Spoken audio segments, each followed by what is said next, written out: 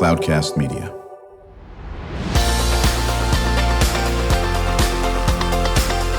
Drew Schlosberg Spotlight on the Community Show, amplifying the voices of social impact organizations, entrepreneurs, local nonprofits, and other community champions who shape the culture, creativity, and connectivity of San Diego.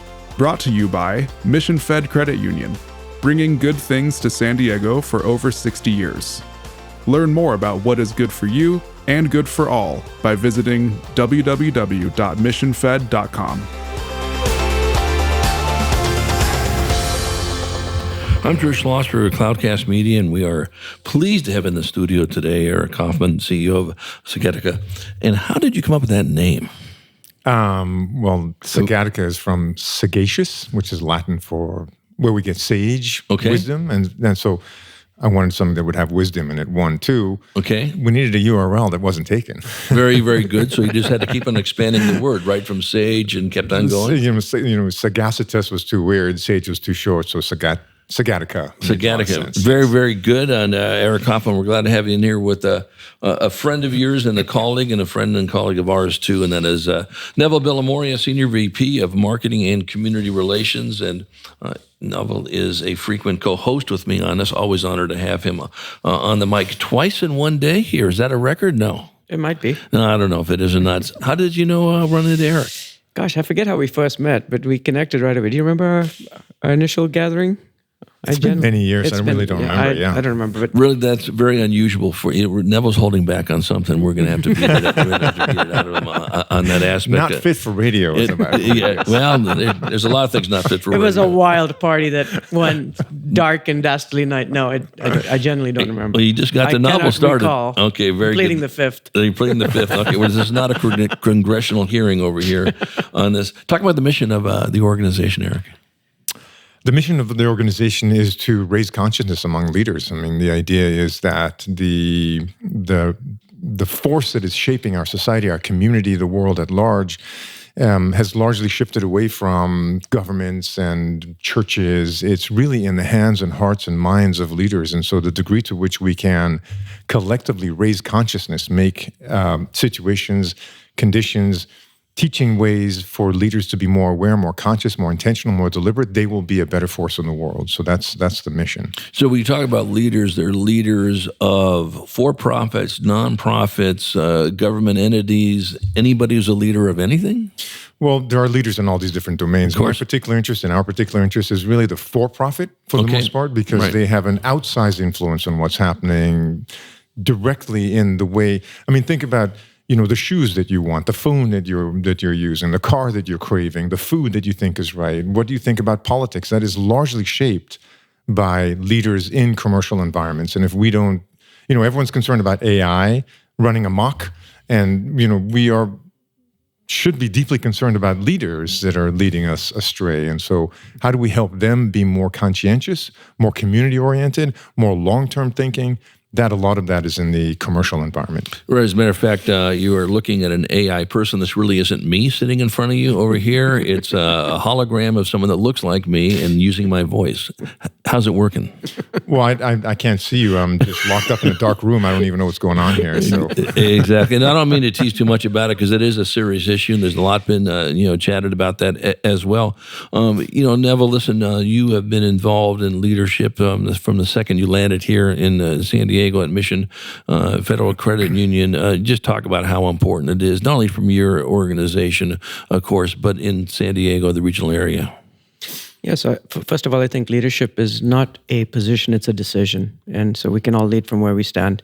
Second of all, the reason that I fell in love with Eric, and we've been connected on many levels now, is because the focus is on conscious leadership and being super intentional. You can get into his background, and he spent years sitting on a mat meditating, and have his other aspects that he brings to bear in his own self-reflection, in his own journey. And then we work together on purpose-driven leadership and purpose-driven cultures, because, again, having a purpose, finding meaning and purpose in your life is so essential. So with conscious leaders creating purposeful cultures, we can uplift our community, and I think that's kind of why it matters to me and to many of us. Right. So, Eric, talk a little bit about what's a blueprint for conscious leadership.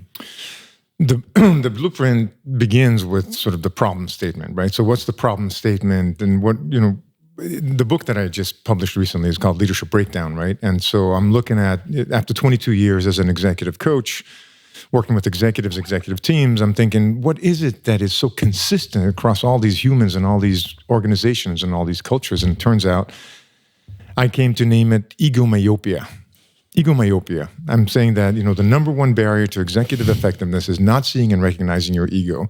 I'm having an argument, it's because it's egomyopia. We're not agreeing on which way to go with the strategy. There's an egomyopic issue in it, right? Argument about finance. So much of the stuff that seems like it's organizational or structural is egomyopia. So that's the sort of the problem statement. The blueprint then, as it were, that I lay out is that there's these three interwoven elements that need to be awakened and integrated, and I refer to them as wisdom, love, and power. And so if we can awaken, integrate, and cultivate this capacity for wisdom, love, and power, that's how we begin to correct egomyopia and become the kind of conscious leaders that are having not only commercial success or nonprofit success as well, right, but making a real positive impact on the environment around them. Right. So how does one do that? So does a company come to you and say, we want our leaders to understand what's in the Leadership Breakdown book or whatever the case may be, or what Eric can offer, and you work with one of folks individually? Do you work with them collectively? How does that work? So it's a both and kind of an answer, right? Because what I've found over the years is there's two components, right? There's the individual leader, the executive, and the degree to which they can rise and correct their egomyopia is going to make them more profoundly successful in everything they do, right? But they can go only as far as the team will bear.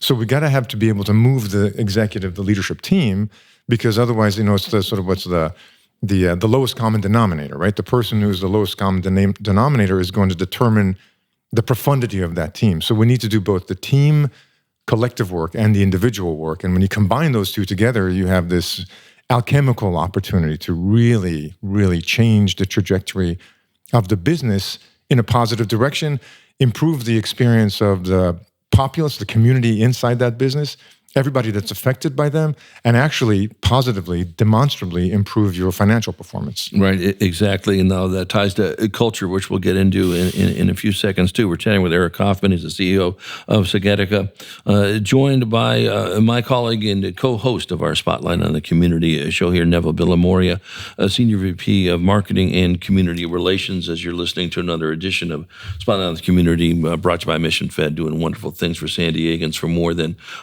60 years. So looking at your book, you're talking about Leadership Breakdown, how conscious leaders generate breakthroughs that enrich business and the world. How long was this in the making? It's in the making about 5,000 years. I was going to say, right. Was that when we started walking upright? I don't remember. So, but it took me 3 years from when the idea emerged as I want to write this into a book, to being able to publish it was 3 years. Right. And how much is it based on maybe leadership research, or is this just the thoughts of Eric Kaufmann, or all the interviews you've done with people, a combination of everything? And the last one, D, right? Combination of everything. I mean, there's research in there. There's 20 plus years of working directly with leaders and executives. There's my own 30 plus years of leadership work, right, in for-profit, nonprofit, corporate. So it's a combination of all of the above. And I'm particularly switched on to be an explorer, right? I want to understand. And as a writer, I want to explain what I've understood. Right, without question, on this. Now, how do you measure your success on this? It's that you've worked with a leader, and now, listen, how has the company transformed, hopefully, maybe from a culture that could have been better, and now it's improved. I got great examples from where I worked at the San Diego Union Tribune many years ago. We had a CEO that came in that did almost exactly what you talked about. He was all focused on the organization and not his ego. And he said, if we want to be leaders in the field of media and we want to grow our business, we're going to have to change how we do leadership. And a lot of it was just pretty much common sense stuff. How about you communicate? How about you communicate effectively? How can you be open? How do you be trustful? And a lot of people fell by the wayside because that's not how they like to work, in that area. We did an internal survey when we first launched this in '93. we had a 59% approval rating by the employees of the leaders of the company. And so we go, we got some work to do. And there was a company of about 2,400 people, and almost everyone filled out that survey. By the time we started implementing certain types of things, Covey leadership, Sanger Miller, and all that business, and our CEO held us to it, I think eventually we got to 75% approval. That is a big jump. That's a big jump. Well, it improves, I think, maybe some of the things that you're talking about. How do you guys measure your success on that? There are lots of the three that I'm particularly interested in. Right. That the leaders are particularly interested to get feedback on is what I call share of voice, stress, and performance. Right. So share of voice is the degree to which people around the organization are making a contribution vocally and in real time, in terms of decisions, in terms of ideas, in terms of innovation. But share of voice is a big deal, because when you have a low share of voice, that means that there's big egos holding all the space and they're blocking out other people's contributions. 100%. So share of voice is a big one. Stress is another huge one, right? Everybody is tense as we're trying to accomplish. I mean, running a business at some level is a completely losing proposition. Every force in nature is trying to get entropy to sort of break down the business. So to sustain a business, to grow a business, to be successful, is a remarkable accomplishment. It's stressful. But there are levels of stress that go up when these sort of egomyopic behaviors are on board, where people are starting to burn out, they can disengage, right? So we can see stress go down. And the third one is performance, the actual ability to accelerate the results and to shorten the time to get places, because people are burning less energy in arguments and misunderstanding, in conflict and avoidance, in passive-aggressive behavior. So those are the three sort of primary measures, as it were. Yeah, Neville, again, you're just so laser-beamed on this and this focus as well. And you've seen this, and you're involved in a lot of community activities, a lot of things that go on with the community engagement workshops you're on and so forth. This must tie perfectly into that. It does. And when you jokingly, Eric said, it's 5,000 years old, he's not kidding. Right. I can tie this to a 5,000-year-old tradition from the wisdom traditions and 5,000 milliseconds young from neuroscience. So we actually have many brains. There's the brain in our gut, right? And that's the seat of our courage or power. That's the third one he talked about. Right. There's our heart and being empathetic and compassionate. That's the love he talked about. There's wisdom, not just smarts. We all know people that are so smart they're stupid, but authentic embodied experience is the bringing together of these different areas. So that's the 5,000 years old, 5,000 milliseconds young. Neuroscience is telling us there's brains in all these areas, and we're trying to connect those dots. So this is both evidence-based as well as wisdom-informed, and I think we're in desperate need of conscious leaders if we're going to quit effing up the planet and have a future for the kids that we're leaving it to. Well, Neville and I are, maybe you don't know this, Eric, we're like shoulder to shoulder on this, and we can sit there and spend hours and at least enjoy ourselves talking and bore the heck out of everybody else. But you can't talk about it enough. You really cannot talk about it enough. And, I love working with Neville. You have to be very, very clear about this is the road we need to take. It's not into this, you can't be on the fence on some of these things. These are just too important for us to move forward. And I know that's been your life work in that aspect. When we come back from break, we're going to talk more with Eric Kaufmann, CEO of Sagatica, and chat about his book, Leadership Breakdown, How Conscious Leaders Generate Breakthroughs That Enrich Business and the World, joined by my co-host, Neville Villamoria, Senior VP of Marketing and Community Relations for Mission Fed Credit Union. Get more into this book about some advice of how our listeners can connect with you. How can they support these efforts, whether they can get to their nonprofits or their for-profits as well. All good for the community as a whole, as you've been listening to another edition of Drew Schlosberg Spotlight on the Community Show, brought to you by Mission Fed Credit Union and these beautiful Mission Fed studio in Scripps Ranch, and Mission Fed continuing to raise the bar when it comes to community engagement in San Diego. They've been doing it for more than 60 years. We will be right back. When you do your banking with Mission Fed, you get great rates on auto and home loans. That's good for you, but something good also happens for a lot of other people. We're not for profit, so we put money back into the community to help lots of great nonprofits to keep San Diego strong. So you're not just getting something good, you're doing something good. Come to Mission Fed. It's banking that's good for all. Brand amplification is the DNA of Cloudcast Media, and our code is the powerful blending of sound, voice, and storytelling to lift local brands and their communities. Whether it is our Brandcast, Schoolcast, or Causecast platforms, the unifying ethos is all about this community, the one you call home. If you dare to dream and want to explore the brand amplification of Cloudcast, a national leader in local podcasting and other Winfluence strategies, please visit us at cloudcast.us.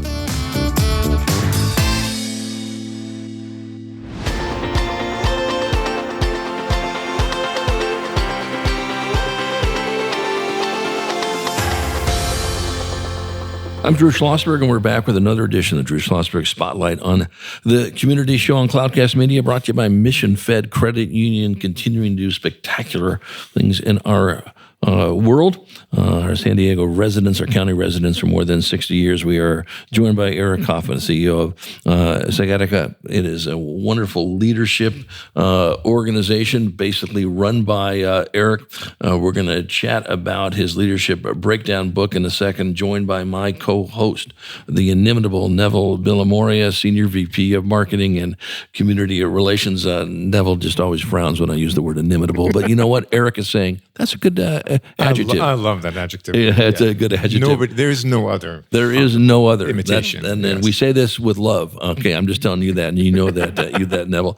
So Warwick's, the iconic bookstore in La Jolla, California, is going to have a book signing with your book, Leadership Breakdown. Is that correct? I'm honored and delighted, yes. On the 31st of May, 7:30 p.m. I know there's limited seating, but it is a wonderful opportunity to engage in, continuing this conversation, right? If somebody switched on and says, okay, I want to know more about this conscious leadership and what does it mean and why is it critical for our community, our society, our planet, that's what I'm going to be doing on the 31st at Warwick's. And the folks who are going to be there are people who are into it as well, right? So there's a community forming in and of itself, right? This is a self-selecting audience, so people who give a damn about how to show up and make a difference. So I would totally invite people to come. Right, and be passionate about that as well. I imagine they just go to the Warwick's, website. They have to sign up in advance. I'm assuming. I think they have to reserve a seat, and then reserve a seat gets them a book, or they buy a book, and that's how they get a seat. But there's thewarwicks.com, I think it is. Yeah. Right. Exactly. On this, we were talking at break about,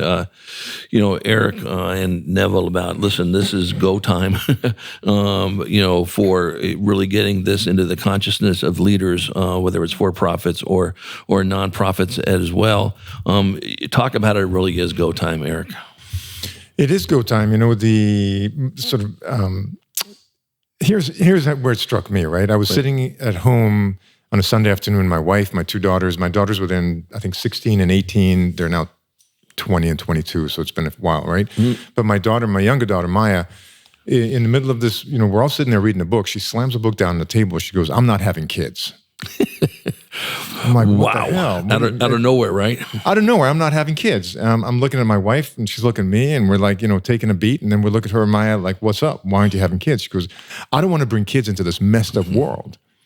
And my heart broke because Maya is this beautiful, gorgeous human being. I mean, gorgeous inside and out. I mean, like to be her child, I would pay money to have her be my mother.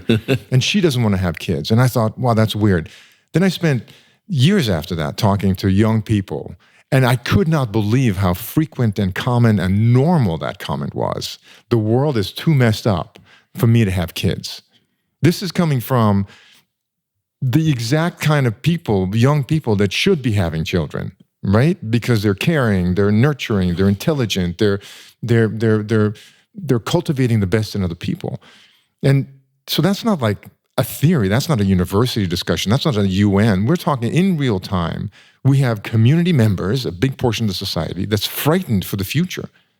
And if we don't do something now to raise our consciousness and become vectors for goodness, then we are perpetuating this decline. And it is a frightening thing. And so I'll just pause there, but it is It is an imminent issue, not a future issue. Well, there's no question about it. I got a 28-year-old that is teaching in Poway Unified School District, and she is beautiful in and out as well. Wants to do great things for the community. You have to be if you're a teacher these days, and or any time, not just these days, but especially with some of the challenges. What a shock! She can be a little vocal, have her opinion. One positive, I think it's positive. You parented her well. Yeah, well, she's I think the other way around. She's taught me well, and you all know that with your wonderful Maya and the other child on this, and that is so true. This is something that is endemic and needs to be changed, and has to be changed. I look at it a little bit like climate change. Okay, how many more times are we going to sit there and let this thing happen until we just evaporate into the world? And if we don't do this with this leadership aspect you're talking about, it's going to be tough to reverse course. It is going to be tough. And I want to sort of double down on that, right? Because the government is too locked down in sort of the perennial cycle of elections to actually be able to be effective in the way that we need to, in the time frame that we need to. So the last spate, and there's no last spate. There was, the gun violence in the U.S. is like legendary, unfortunately. There's no other country that experiences this. And you know who were the actors that actually did something, what was it, 3 years ago, when the sort of, I forget which school it was that got blown up in Florida. I apologize, I cannot Parkdale. remember. Yes, right? It was Dick's Last Resort, and it was Walmart's, who said, screw this. We cannot participate in good conscience in this kind of behavior anymore. We are going to pull the guns off the shelves. We're not waiting for the NRA or the government to come up with policy bullshit, which is going to take years. We, and who's we? Those are executives sitting in the rooms and the boardrooms making decisions. That's leaders shaping society, right? And so I'm not going to get into an argument about whether you're pro or anti-guns. I'm just saying it's an evidence of how the weight of responsibility and the speed to action is far more in the hands of business leaders now than it is in the hands of governments or our church leaders, right? When Russia invaded Ukraine, the first ones to take action was Goldman Sachs, was, Netflix, was Apple. They all said, screw you, Russia, this is unacceptable. We're going to pull back and we're going to resist you in the way that we can, right? And so it's on the ground, it's real. And we need these folks, leaders, men and women, to raise their view, expand their consciousness, and embrace this mantle of responsibility they didn't sign up for, but here it is. Yeah, well, listen, when you become a leader of whether it's a Goldman Sachs or you're just the leader of your 15-person shop down the street, wherever the case may be, it's got to be sitting there, told everywhere, anywhere, and so forth. Chatting with Eric Kaufmann, he is the CEO of Sagatica. He is the author of Leadership Breakdown. It is how conscious leaders generate breakthroughs that enrich business in the world. You want to meet this talented person, it will be at Warwick's Bookstore in La Jolla, May 31st at 7:30 for book signing. You can hear some of his great thoughts on something that we are, my words, and probably Eric's too, and guarantee it, Neville's, we are at go time with this leadership issue and so forth. I'll start with you on Neville, and then I'll pivot over to Eric on this too. Is no surprise to you, Eric, with Neville. I both share that you're never too young to start talking about this. You can start it in pre-K, you can start it in kindergarten. We want people to understand about leadership and take responsibilities on this. I have always been a firm believer that we should be offering leadership, some type of curriculum in the schools. Do you agree? I do. And all the research suggests that, social emotional learning is as critical as the technical skill that you're picking up. Right. So if you want to foster a future generation that's going to be more empathetic, we need racktivists, random acts of kindness activists, racktivists, not right. And to your point about teachers don't teach for the income; they teach for the outcome. That's right. And so you're trying to foster an environment where the antidote for all of this. There's many kinds of poverty on this planet. The poverty of possibilities is probably one of the most insidious types of poverty we have. And if you don't foster young people and equip them with the social emotional intelligence, with the belief in themselves and the self-esteem, with the capacity to believe in that change, that the world can be better, it's not going to just, entropy is not going to win, then that's where hope and faith and opportunity exist.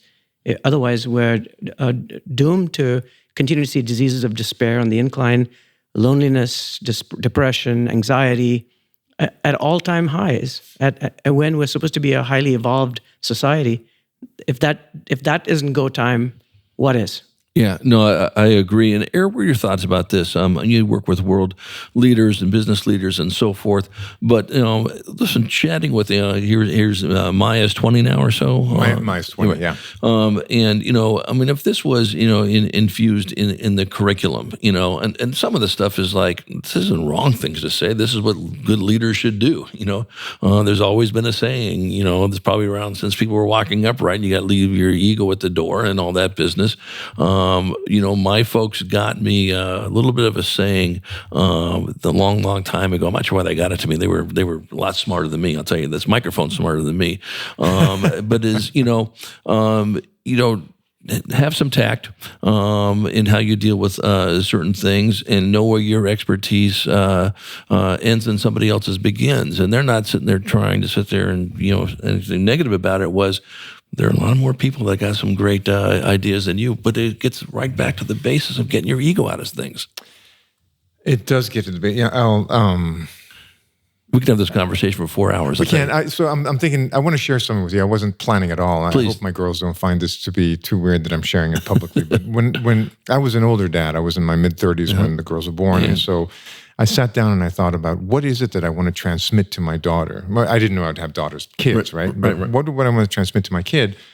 And I basically came up with a little ditty that I would say, a little 2-sentence, 3-sentence thing that I say to my daughters every night. And I did say it, as long as I had the privilege of being able to tuck them in, right? And now it's the sign off on our letters and birthday cards. But I say to my daughter, you're a beautiful, strong young lady inside and out.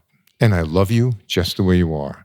You are unique, and I like you, and who you are is just right. That's a great saying. And what's the point of that? The point is I wanted to transmit to them a sense of sufficiency, right? Because really at the core of our ego struggles is feeling insufficient, not good enough, not strong enough, not smart enough, not desirable enough, not loved enough.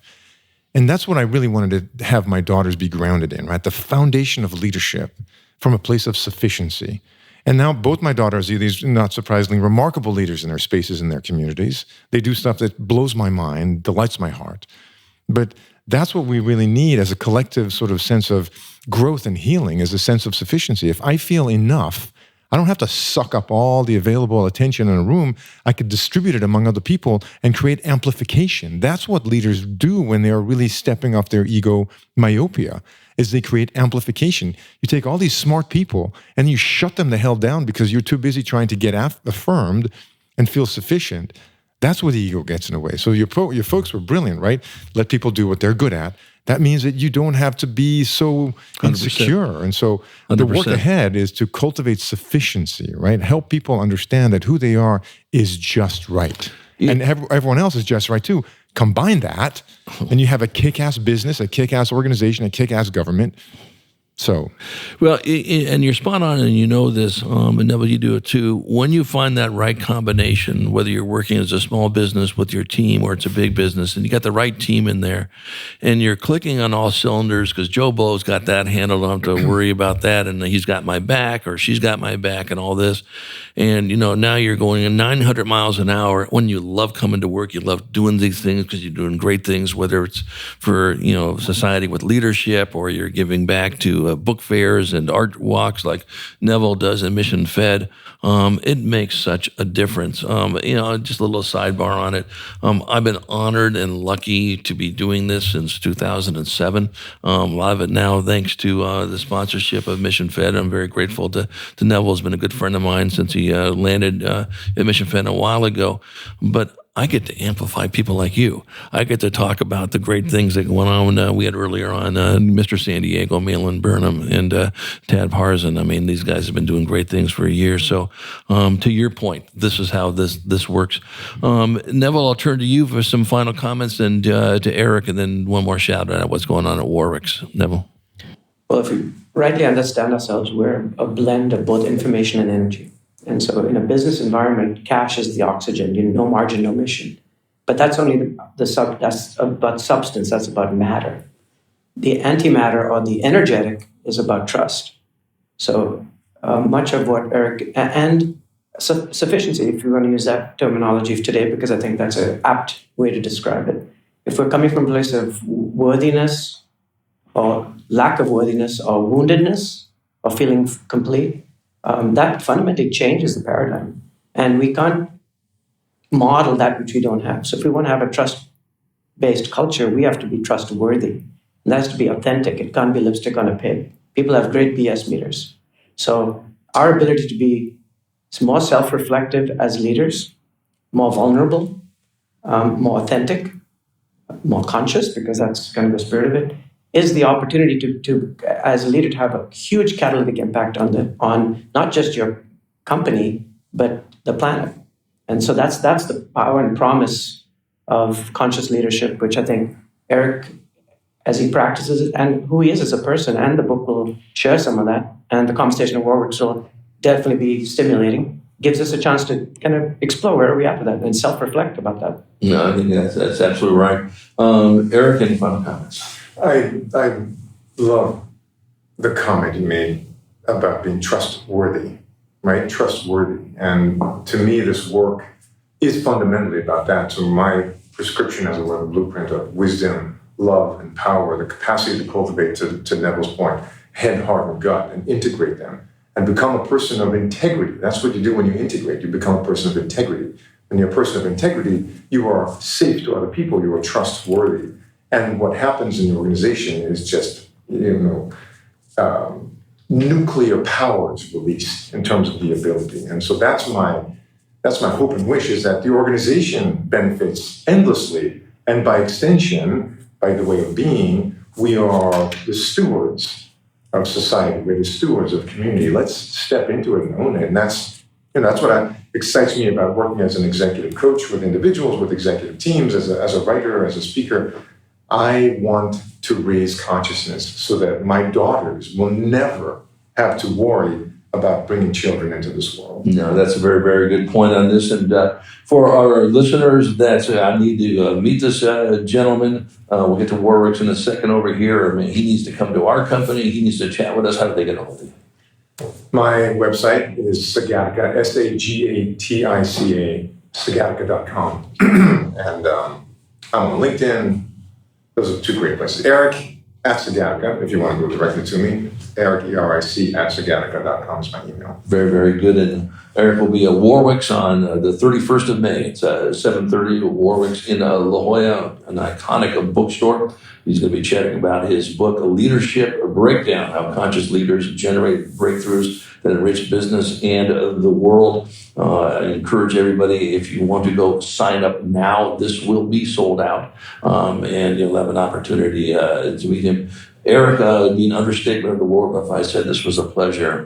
Thank you for coming to the show. Thank you for having me. I love your energy. I love what you're doing. Well, I appreciate it. Neville, my good friend, my longtime colleague, and my wonderful co-host, thanks for bringing Eric. You always bring just top shelf folks on the show that just enhances our listenership and gets a little bit of a nice for Spotlight on the community. I appreciate it. Thank you so much, and you've been listening to another edition of Drew Schlosberg Spotlight on the Community Show on Cloudcast Media, brought to you by Mission Fed Credit Union. Continues to do spectacular things for San Diegans for more than 60 years. We hope you enjoyed the show. You've been listening to an episode of Drew Schlosberg Spotlight on the Community Show, amplifying the voices of social impact organizations, entrepreneurs, local nonprofits, and other community champions who shape the culture, creativity, and connectivity of San Diego community. Brought to you by Mission Fed Credit Union, bringing good things to San Diego for over 60 years. Learn more about what is good for you and good for all by visiting www.missionfed.com.